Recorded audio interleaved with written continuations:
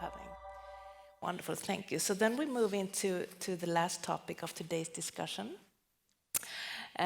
So we talk that also something that concerns what we talked about before. So how do we communicate the research that all of you are doing to a general audience?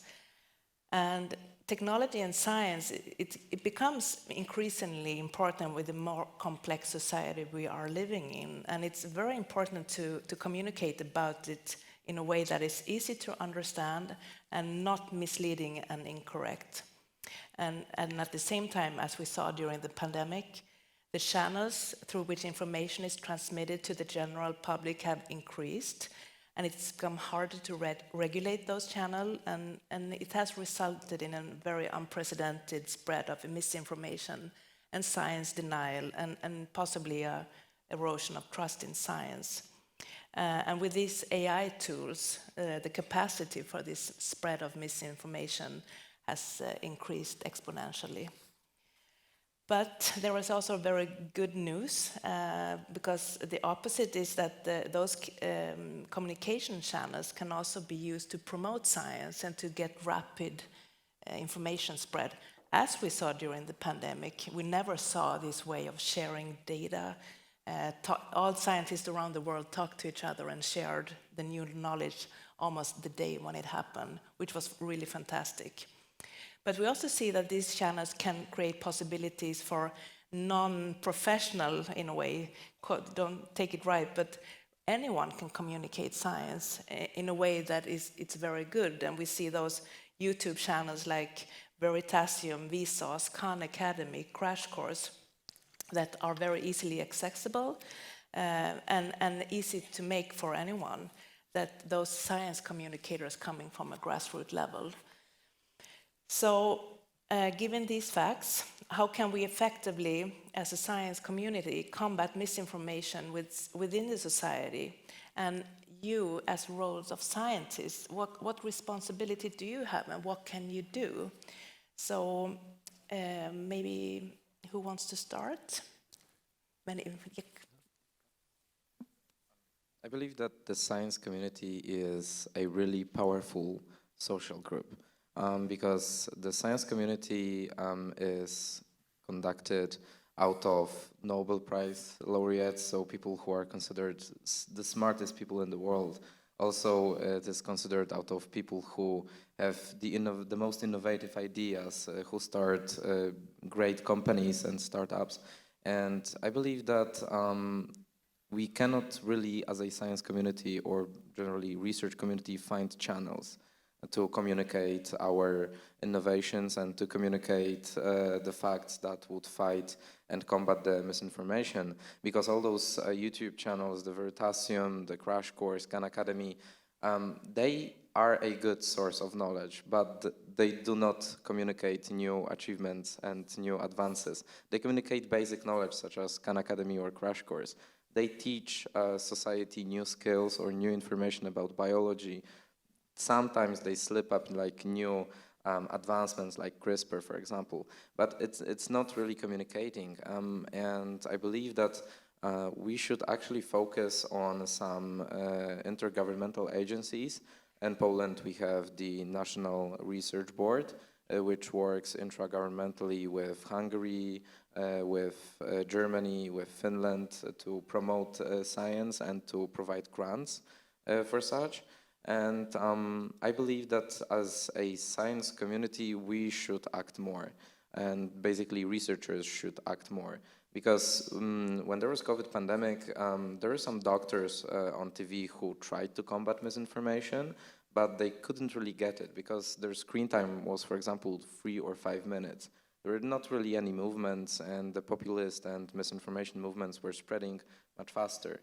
I believe that people who actually take part in research, who try to research new regulations in this part, who try to find new innovations in biology or physics or astronomy, should actually act on themselves and make communications on themselves, first to the local community and then to a broader national community.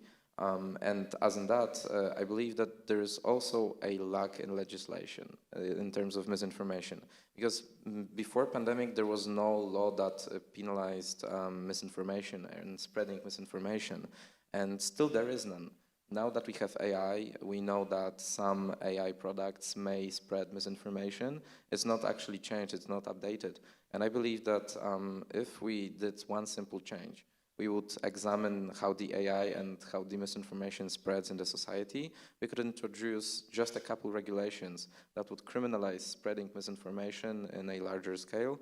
And I think that would be a huge tool in combating this. And it would give scientists a broader spectrum, because they could actually find a way to defend the facts and defend the facts of nature in combating misinformation around society, especially the less educated society.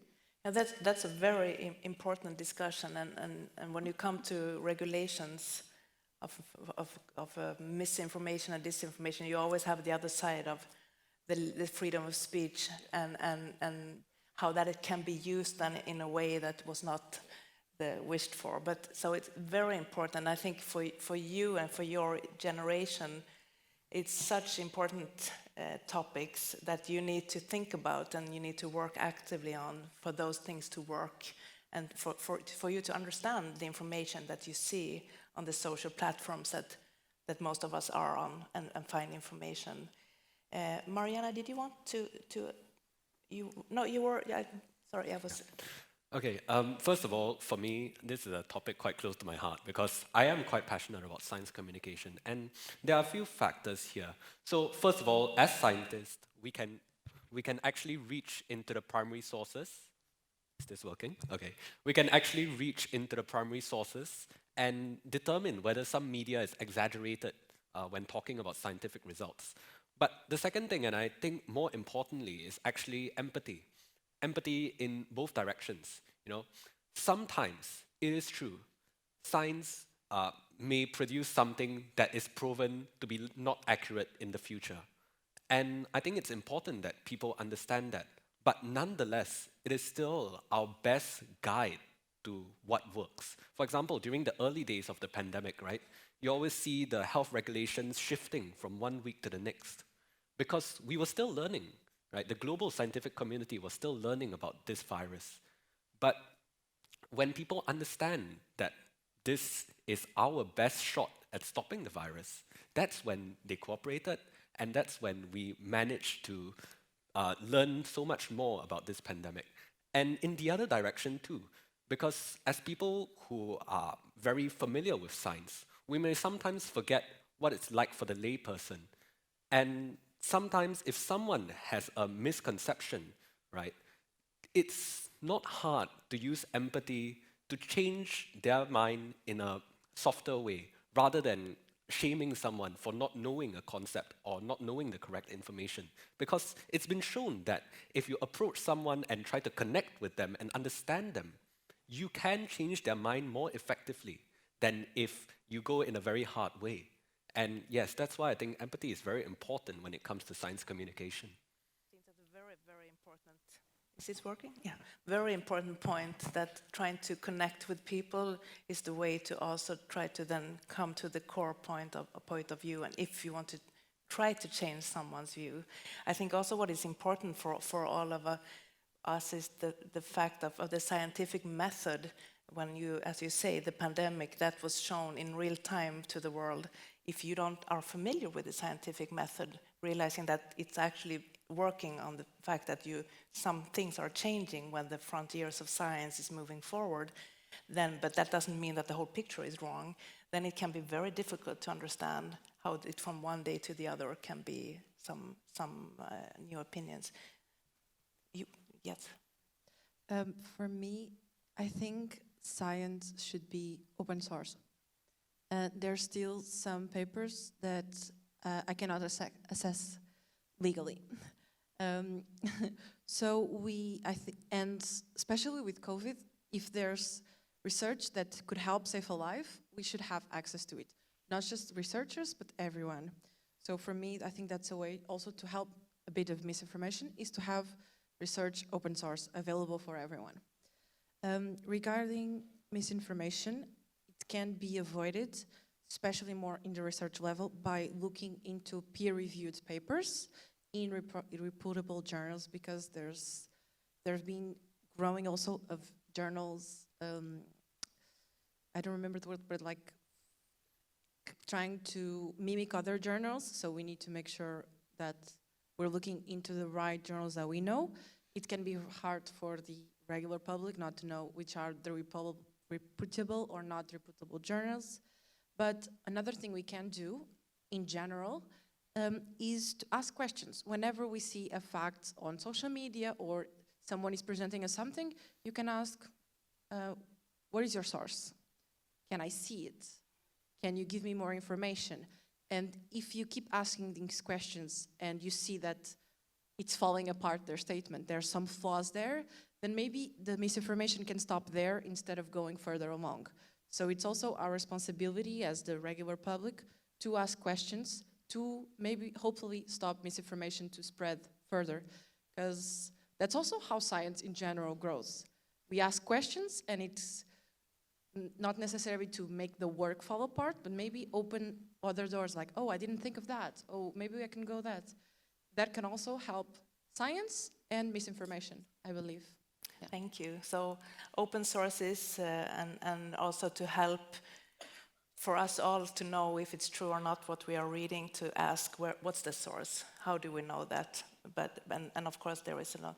We are rounding up here very soon, but just for you, becoming a Nobel laureate, we're talking about source and what and who to trust. You are now a very, very trusted source, and people will listen very much to what you say. So would you say that in this very short time now, when you have been a laureate, have you experienced a difference when you communicate about your science than before being a laureate? Yeah, well, the Nobel Prize certainly confers a certain amount of gravitas to what you say, and I've certainly felt that already. You know, when I speak, I think people listen a little bit more carefully. Even my colleagues that I've known for many, many, many years. That's good. Maybe the AI also will listen to you more carefully. That could be good. So thank you so much. It has been both interesting and exciting to listen to your thoughts, ideas, and passion for science. It's a privilege. And thank you for contributing to a better and a brighter future. And for you, Professor Bawendi, I know your week is so hectic. Thank you for taking the time to be with us here today and to meet all these young, lovely people and the bright minds here on the stage. And I hope you who have been watching the Minds of the Future feel both inspired and engaged to create your own contribution to a brighter future. And please don't let this important discussion end here. You can download a free use of appendix to bring to your classroom, science club, or family and friends dinners to continue to talk on how to make the future more sustainable and bright. So thank you so much.